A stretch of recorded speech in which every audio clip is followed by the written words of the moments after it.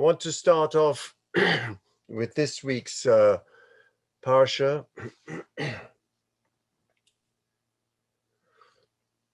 With a poem. The lies we tell. This is addressed to myself. The lies we tell, the stories we sell to keep this love alive. Truth betrays what we say in order to survive. What emotions shed are easily misread when blind eyes open. How we pretend time spent keeps souls unbroken. If I really love you as I say I do, goodbye should be said.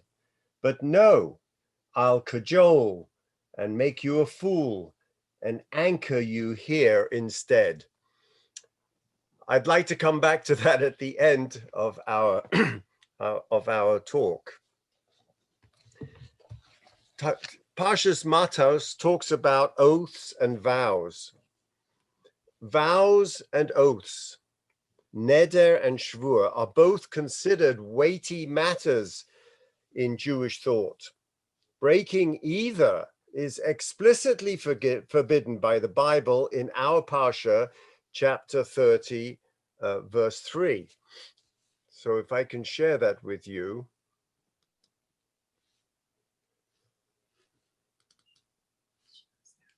Okay. I hope everyone can see that. And as it says,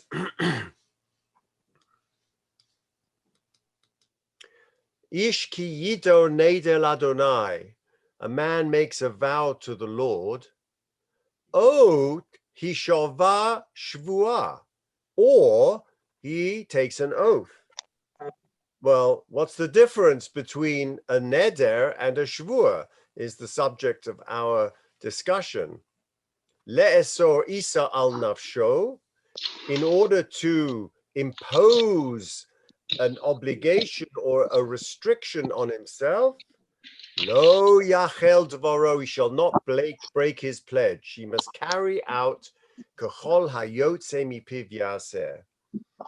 This is the prohibition on swearing falsely, which is one of the 10 commandments and an entire tractate on the Talmud. The difference between an oath and a vow is somewhat technical. The violation of both vows and oaths is considered a serious infraction. There are examples in the Bible of individuals taking vows, but the rabbinic period, the practice became frowned upon. The Talmud states that the punishment for breaking a vow is the death of one's children. The Shulchan Aruch explicitly warns people not to regularly make vows and states that someone who does, even if they fulfill the vow, is called wicked and a sinner. And so many observant Jews have the practice of saying, bli neder, I'm going to do it, I'll do it, yes, bli neder, without a vow, whenever they promise to do something, to make it explicit that they're not making a vow. Given the seriousness of oaths and vows and the fact that Jews during some periods of history were compelled to make declarations of fealty to other religions, the rabbis developed formulas for the dissolution of vows. The best known is, of course, in advance of Rosh Hashanah and Yom Kippur, the heter that we say. Now, vows and oaths are obligations created by words. They are commitments to do something or refrain from doing something. Let's go back to that pasuk. Ish ki yido neder, a vow or a neder affects the status of an object. I may vow not to eat something. That something is now, for me, forbidden food. O hishova shavua, the oath or shavua affects the person, not the object. What is now forbidden is not the food, but the act of eating. Hefza and gavra, as the Briskers would say. Now, both acts bind me. That's the primary meaning of the word Isser. Le'esor Isar is to bind me in this act, which now becomes a speech act. Such is the sanctity of such undertakings that there are demanding rules that have to be met if this is to be annulled. You can't do it by yourself, and the Parsha sets out some of the ground rules, the rest of which were supplied by the oral tradition. In fact, the Mishnah has two separate tractates in two separate Mishnaic orders which deal with these laws. Nedorim is the order of Nashim, and Shavuot is the order of Nezikin. Let's just get a little bit more technical. Forgive me. A Shavua is an oral statement that invokes the name of God and focuses on the Gavra, on the person making the statement. They may take a positive or negative form and may refer to the past or the future. For example, in a Shavua, a man says, I swear I will do such and such, or I swear I will not do such and such. Similarly, I swear I did do such and such, or I swear I did not do such and such. In addition, in the course of civil litigation, a Jewish court may impose two more types of Shavuot. One type of Shavua is imposed upon a litigant in order to substantiate the veracity of his argument, just the way we have in civil courts in America. And the other type of Shavua is imposed on potential witnesses who are subpoenaed by the court but claim they have nothing to testify. All of these Shavuot must be fulfilled or must refer to something that is already true. There is also an illegal type of Shavua outlawed by the third of the 10 commandments. That commandment forbids one from taking God's name in vain and refers to 4 types of vain oaths. Swearing about something which is patently false. I swear that this marble column is gold. Swearing about something which is blatantly obvious. I swear that the heavens are the heavens. And other examples of reflexive redundancies. Swearing to violate the laws of the Torah. I swear I shall not wear tefillin. And finally, swearing to do something impossible. I swear I will refrain from sleeping for 3 full days. So that is the whole heading of Shavua. A neder, however, is a verbal declaration which creates a halachic status shift and focuses on an object instead of the person making the declaration. Example, a neder can be used to create a prohibition from deriving benefit from another thing or person, or from eating a particular foodstuff. The mechanics of a neder essentially renders the object of one's verbal declaration into a quasi-consecrated property, therefore making it forbidden. In other words, a neder mimics the process for making an object into hekdesh, holy property of the temple. This type of neder is called konam. Now, I looked up konam, and if I can share with you,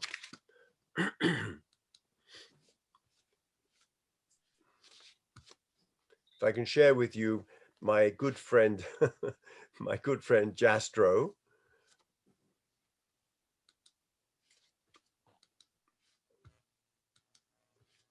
Where is he? And here he is. Let's look at this word konam. What is a konam? A konam is, which is a bowdlerized form of the word korban, relates this idea of rendering an object of one's verbal declaration into quasi-consecrated property, like a korban. So if one makes a neder that he will not smoke, he has essentially said, I promise that the benefits deriving from cigarette smoking shall be forbidden to me, just like the use of a consecrated animal is forbidden. Indeed, when one promises donate a sacrifice or other component to the holy temple, that pledge is also called a neder. So you can see how Jastrow calls it a substitute for a korban, used for a vow of abstinence and for the consecration of an object. Okay, hitherto we have discussed the definitions and the differences halachically between a shvur and a neder. In short, a neder and a shvur refer, in summary, to oral pronouncements that have legal standing in the Torah, but the points of their foci are on different aspects. The neder focuses on a specific object, rendering forbidden the object and benefits thereof, and the shvur focuses on the party pronouncing the oral declaration, obligating him to do or not do a specific action. Now, I bring this as a background because vows and oaths, and I started by saying the little lies we speak, the poem about the little lies we tell ourselves and our spouses. The vows and oaths are obligations created by words. And the Torah creates a kind of legal framework for doing what you say, saying what you mean, meaning what you say. The way Saussure in the 20th century defined a speech act. It's not just verbal, but it's a speech act that carries legal consequence and philosophical consequences. So they are obligations, but they are obligations created by words, not actions. They are commitments to do something or refrain from doing something. Such is the sanctity of such undertakings that they are demanding rules that have to be met if they're to be annulled. You can't do it on your own. Now, the Sfat Emes, in a piercing insight, takes this one step further. He says it is not only vows that bind us, and not only vows that create certain realities. It is all speech. The Sfas Emes now has taken this halachic legal notion of vows and neder and shvur, and he is now applying it to all human speech. The speech that we use every day. Speech doesn't reflect our perception of the world. It creates the world in which we live. Stunning insight of the Sfas Emes. He shall do all that has emerged from his lips, as we read in that posuk, is not a command or an exhortation. It's a fact of reality. In fact, our words shape the world we inhabit, and the world shapes our actions and our decisions. Consider three people. A person who regularly says, Baruch Hashem, everything is Baruch Hashem, or Im Yirtzeh Hashem, or Baruch Hashem, or thank God.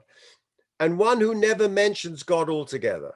We tend to think that these differences reflect different worldviews. That's how we think, he's a frommy, he's not. Which is true enough. At the same time, though, these three are also, through their words, creating three different worlds for themselves. This is the Chiddush. In a way, the Sfas Emes's point is one that was made long ago by the Sefer HaChinuch, the we don't know the author who wrote the Sefer HaChinuch, medieval, and he writes, our hearts are drawn after our actions, which is a more poetic version of fake it till you make it. The Sfas Emet's insight is that this not only applies to actions, but applies to words, not just how we act, and it does so in an even more powerful way, that the words do not just shape our character, they shape our world. The power of words as world shapers can be seen in the opening chapters of Bereshis. Adam's first act is the act of speech, as we learned yesterday in the Moreh Naim. God brings before Adam every animal for him to name. And our rabbis tell us that Adam was able to identify their essence and therefore knew their names. That's interesting because that's taxonomy. He's a good biologist. He's a taxonomist. However, the Sfas Emes would have us say the opposite. By choosing their names, Adam was completing the creative act of the divine.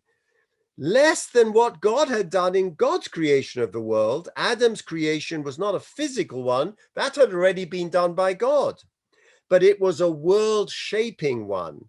He was creating a conceptual map of reality that organized and that defined his world through the speech act, through the taxonomizing. This is a cow, this is a cat, this is a dog. Our worlds create worlds, and these worlds shape our actions. It is our responsibility to choose individually and collectively our words and our discourse. This starts with giving serious thought as to what is really what we want to strive to create when we do create and when we speak, not only in actions, but in words. Very nice. Now, the exciting issue of vows raises many questions. The Torah itself does not clearly state its position on vows. According to the Torah, is a vow desirable or not? The Torah formulates the law in b'di'evet terms.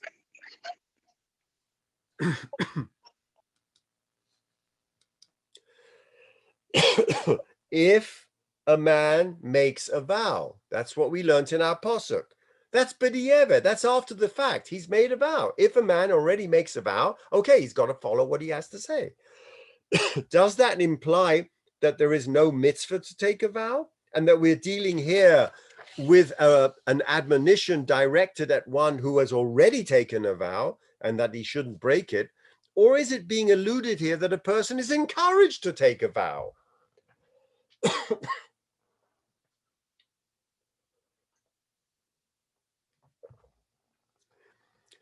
And so I want to present to you another Hasidic Rebbe, the Koznitzer Maggid.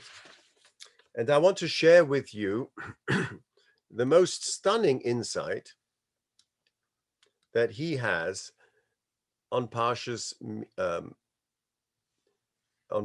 Matos.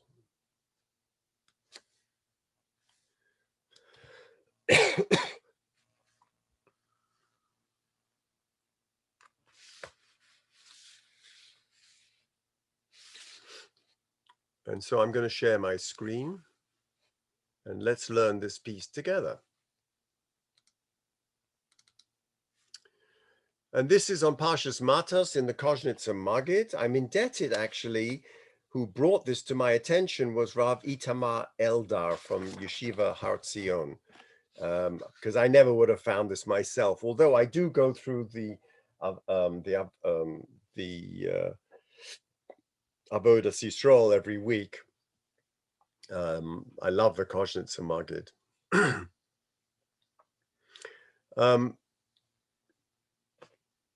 So the distinction between a neder and a shvur, which we went through in halachic terms, now gets a spiritual inflection. What does this mean spiritually? If a man takes a vow to the Lord and swears an oath, so he says, "Hakosa maramis laholech b'derech Hashem." This technical law about speech acts actually refers to someone who is walking the spiritual path. Umitchazek la'avod Hashem va'oseh la'atzmo siyogim u'nedorim. And so what does he do to walk in the spiritual path? He makes bookends, as they say in recovery. He's careful to make siogim. A siog is a fence, a parapet on the top of a roof. Siogim is a fence, u'nedorim, and he takes vows upon himself. Why?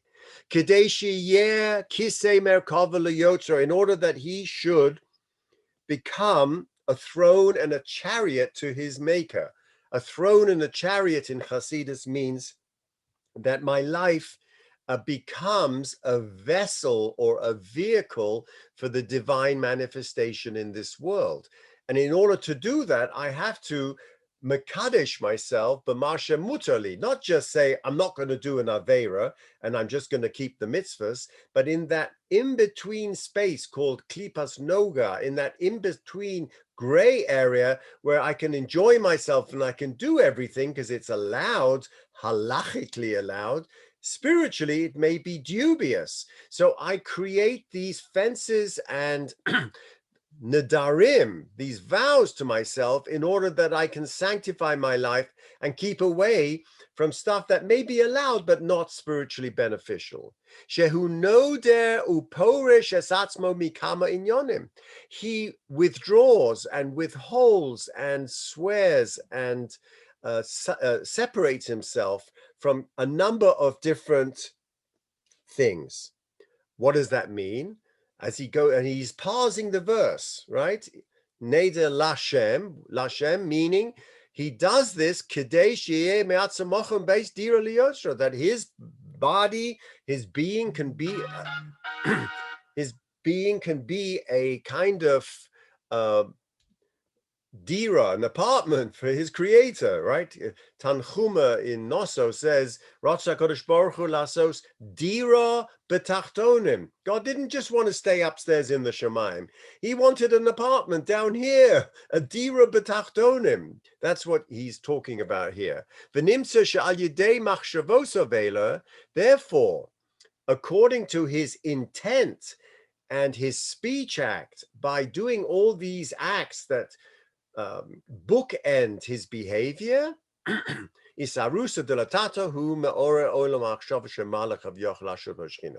he therefore is able to arouse above by his making himself into a vessel for the hashra'at hashchina, the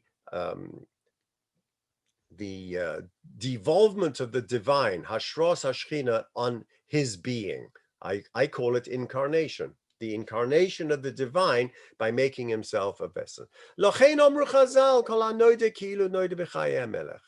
so it says in Sifri that anyone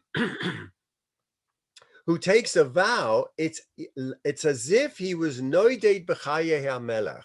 It's as if he was taking an oath on the life of the king. It wasn't just on himself. It's a beautiful rendition by the Hasidic master of the Sifri. The Sifri obviously means that don't take that oath lightly. It's like you took an oath by Her Majesty the Queen. I'm telling you, I'm going to do this, right?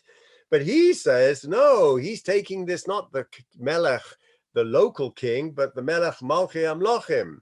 She'al yedei machshavosov min adorim aprecious. What is he doing through these thoughts? He's actually, listen to the words he says, hu menaneya b'chaye hamelech. He's shaking the life of the king.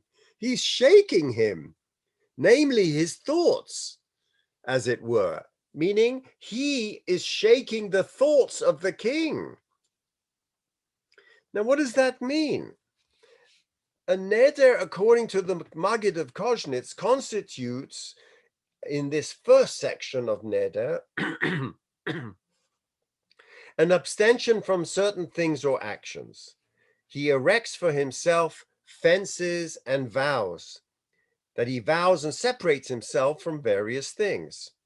So a person decides to abstain and purify himself by distancing himself from those things that, according to his outlook and understanding, distance him from God and establish a barrier between him and the Shekhinah. So a vow, according to the Koznitzer Maggid, consists of abstention and erecting fences that prevent a person against his will, even if at certain moments he doesn't identify with that abstention. It prevents a person from coming into contact with those things that, according to his understanding, distance him from the Creator. Now let's look at what he says about an oath. I'm putting my arrow on the second half. She'inyan shvua.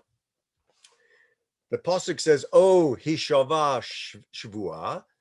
What would that mean? And again, we're not talking halachic now. We're talking spiritually. She'inyan shvua nigza mimilas shivas yemei brachus. Ah, he brings us a pun. A pun. The word shavua comes from the word sheva, the 7 days of creation. So what is he doing here? Shehu nishba lasos kach v'kach. Remember, halachically, we had said one goes on the chefsa and one goes on the gavra. One is object related and one is person related. We've completely left that whole halachic zone of differentiation of speech acts. Here it is now, the shvua is something to do with 7. Oh, the 7 days of creation. Shehu nishba lasos kach v'kach. Why? Kedei lechazek tokef v'kiyum shivas yemei brachus shebahem nivra ha'olam. Absolutely dazzling statement that he is doing it to strengthen the validity of the 7 days of creation during which the world had been created. Remember, we talked about Adam Arishon, who named the animals. That was the kiyum of the olam. He takes this one step further. It wasn't that he was just settling the world into a new creation map, a kind of map of creation. Here he's saying he's actually strengthening lechazek tokef v'kiyum. He strengthens with a force and the establishment of creation itself. Ki kol kavanoso leso isal nafsho. Because this whole idea, his entire intention in binding his soul with a bond, meaning making the statement, I will not allow myself to partake of this and this, is what? Kedei shetie nafsho asurum ukesheres b'Hashem, that his soul should be tied and bound to God. Therefore, lochein hanishbahu Bamelech Atzmo. See what he's done with the Sifri. It's not that he's invoking the authority of the kingdom. I'm invoking the authority of Malchus in my abstention. No, I am Nishbahu Bamelech Atzmo. I am swearing by the king himself, by Ki b'shvuasahu mitkasher b'melech atzmo. Through the oath, he actually is connecting to the king himself. Va'oz im kol kavanoso bilti lashem levado. And what is happening on that? According to the Koznitzer Maggid, the oath is an obligation to perform certain actions which, according to his outlook and understanding, draw him closer to his creator. He swears to do such and such, and the difference between a vow and an oath that emerges from the Maggid corresponds to the fundamental and well-known distinction between Sur Meira v'Asei Tov. An oath, according to the Koznitzer, is an aspect of turning away from evil. It doesn't involve any positive action.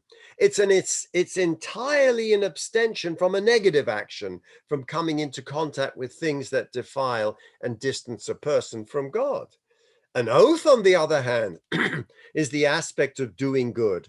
It directs a person towards and obligates him to engage in certain acts. The person is active and operative, and he anchors his will to do an act with an oath that obligates him to remain faithful to that, even if at certain moments it passes and is no more.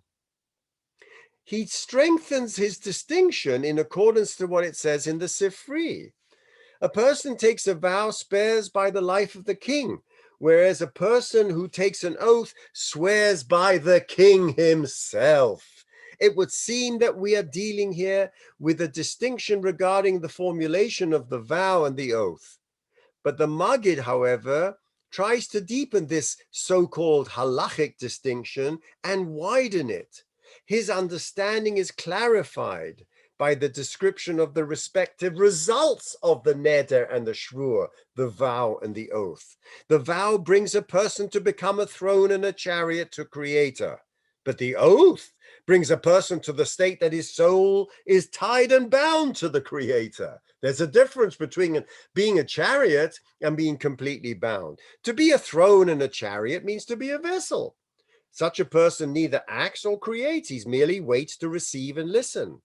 The throne and the chariot are meaningless as long as the seat is empty. They're like an empty container with nothing in it.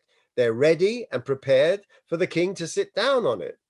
When a person becomes a throne and a chariot, he invites the Creator to sit on it. In other words, of the Maggid of Koshnitz, he stirs up the world of thought above, the machshavos, as it were. He shakes the God's machshavos so that he might then take an act and come and sit on the chariot. But to swear by the life of the king means to shake the life and thoughts of the king. He wakes up and invites the king and says, I'm waiting for you. In contrast, the oath to the 7 days of creation, it is from the oath that creation receives its strength and vitality. It is by way of an oath that a person swears by the king of the world to do and to act. Here we're not dealing with any kind of abstention of a sur meira, but we're doing asay tov by revalidation of actions. When a person acts because of an oath, he validates the 7 days of creation, and thereby his soul is tied and bound to God. Why? What's the difference between an ordinary decision to do something and a decision that is accompanied by an oath to God? That is the question. What is the difference? Now, according to Chazal in Kabbalah and Chassidut, and I will end with that thought,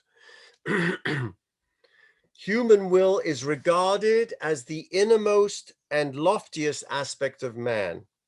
When a true desire to serve the Ribono Shel Olam and draw near to him awakens in a person, we are dealing with a deep internal awakening that breaks through the material levush, the covering, the garments in which a person's soul is wrapped.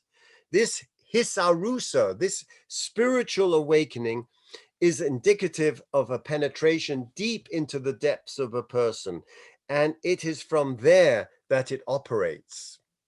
Taking a vow or an oath not only ensures the realization of such a desire, but it also furthers and deepens and elevates that desire. That's the punchline of the Koznitzer Maggid. And Reb Nachman says, when we deal with man's desire to serve God, Reb Nachman is the master in describing the anatomy of the soul and the anatomy of that desire. And he asks, whose desire are we talking about? Are we dealing with individual desire and personal interests, otherwise known in Hasidus as penius? I have ulterior motives, something that's driving me to do it? Or are we dealing with the appearance of God's will in my soul? It's a big distinction. It's a difference between Chabad and Breslov. What's going on when I desire? For Chabad, I have to go into a state of bittul, which means I have to nullify my desire for the desire of the Ribono Shel Olam working through me. I'm channeling him through me in bittul. For Reb Nachman, we cannot allow ourselves those luxuries. I am stuck in my ego. I'm stuck in the blotter. I'm always aware of my penius and my desires.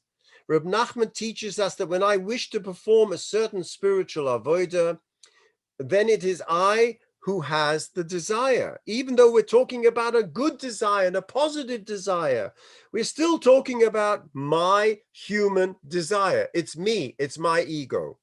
From the moment that I attach a vow or an oath to that desire, an additional partner enters into it. That's the Chiddush of Reb Nachman, that an additional partner enters into the picture of my desire, and that's the Ribbono Shel Olam. And I think that we can take home from this very halachic treatise, and I'm sorry for burdening you with it, but I needed to compare and contrast here an intensely halachic issue which takes up 2 Masechtas of Shas about the outer limits and the borders and the characterizations and the legal implications of the Speech Act and the distinctions between a neder and a shvur, which is very murky in our posuk, that our proof text, and compare that to the way the Hasidic masters ran with that and used that as a tool in Avodas Hashem, which gets me back to my own issues, my own speech acts, and the people I've betrayed in my life, the people I've lied to in my life, I'm fooled to in my need to get ahead, and my need for credentials, and my need for approval from those wounds of childhood. And so I'm going to leave you once again with that beautiful anonymous poem, The Lies We Tell, Stories We Sell, to keep this love alive. Truth betrays what we say in order to survive. What emotions shed are easily misread when blind eyes open. How we pretend time spent keeps souls unbroken. If I really love you, as I say I do, goodbye should be said. But no, I'll cajole and make you a fool and anchor you here instead.